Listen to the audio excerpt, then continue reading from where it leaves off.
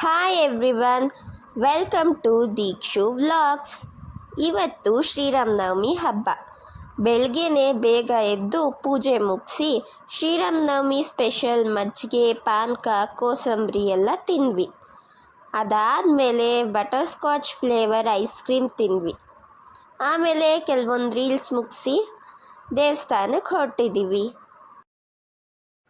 ಇವತ್ತು ನಾನು ಮತ್ತು ನಮ್ಮಮ್ಮ ಇಬ್ಬರು ದೇವಸ್ಥಾನಕ್ಕೆ ಹೋಗ್ತಾ ಇದ್ದೀವಿ. ಇವತ್ತು ನಮ್ಮ ಮನೆ ಹತ್ರ ಇರೋ ವೀರಭದ್ರ ಸ್ವಾಮಿ ದೇವಸ್ಥಾನಕ್ಕೆ ಹೋಗಿದ್ವಿ, ಆದರೆ ಅದು ಕ್ಲೋಸ್ ಆಗೋಗಿತ್ತು. ಅದಕ್ಕೆ ಕನ್ನಳ್ಳಿಲಿರೋ ವೀರಭದ್ರ ಸ್ವಾಮಿ ದೇವಸ್ಥಾನಕ್ಕೆ ಇವತ್ತು ಹೊರಟಿದ್ದೀವಿ.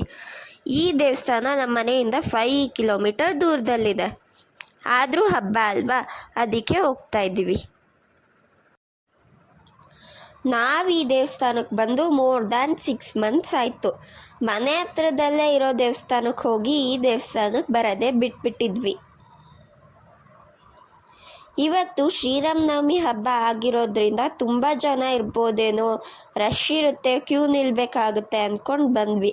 ಆದರೆ ರೆಗ್ಯುಲರ್ ಆಗಿರೋ ಜನಕ್ಕಿಂತ ಇವತ್ತು ತುಂಬ ಕಡಿಮೆ ಇದ್ದರು. ಈಗ ನಾನು ನಮ್ಮಮ್ಮ ಎಂಟ್ರೆನ್ಸಲ್ಲಿ ಹೋಗ್ತಾ ಇದ್ದೀವಿ. ನೋಡಿ, ಇದೇ ದೇವಸ್ಥಾನ.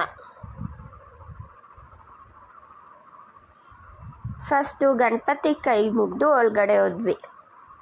ಒಳಗಡೆ ಯಾರೂ ಇರಲಿಲ್ಲ, ನಾವಿಬ್ಬರೇ ಹೋಗಿದ್ದು. ಅದಾದಮೇಲೆ ಒಂದು ರೌಂಡ್ ಪ್ರದಕ್ಷಿಣೆ ಬರೋಣ ಅಂತ ಬಂದ್ವಿ. ಈ ದೇವಸ್ಥಾನದ ಸುತ್ತ ಬರೀ ಪಾರ್ಕೇ ಇದೆ.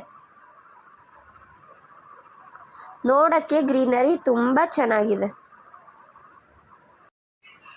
ಬರೀ ದೇವಸ್ಥಾನದಲ್ಲ, ಈ ದೇವಸ್ಥಾನಕ್ಕೆ ಬರುವಾಗ್ಲೂ ಗ್ರೀನರಿನೇ ಇರುತ್ತೆ. ಅಡಿಕೆ ತೋಟ ಅದು ಇದು ಅಂತ ಬರೀ ಗ್ರೀನೇ ನೋಡೋಕ್ಕೆ ಸಿಗುತ್ತೆ.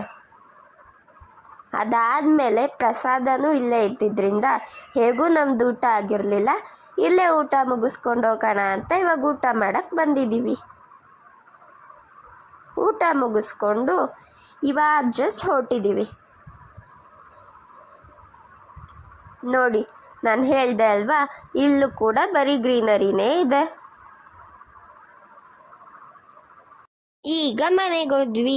ನಿಮಗೆ ಈ ವಿಡಿಯೋ ಇಷ್ಟ ಆಗಿದ್ರೆ ನನ್ನ ಚಾನಲ್ನ ಸಬ್ಸ್ಕ್ರೈಬ್, ಲೈಕ್, ಶೇರ್ ಮತ್ತು ಕಮೆಂಟ್ ಮಾಡಿ. Thank you for watching.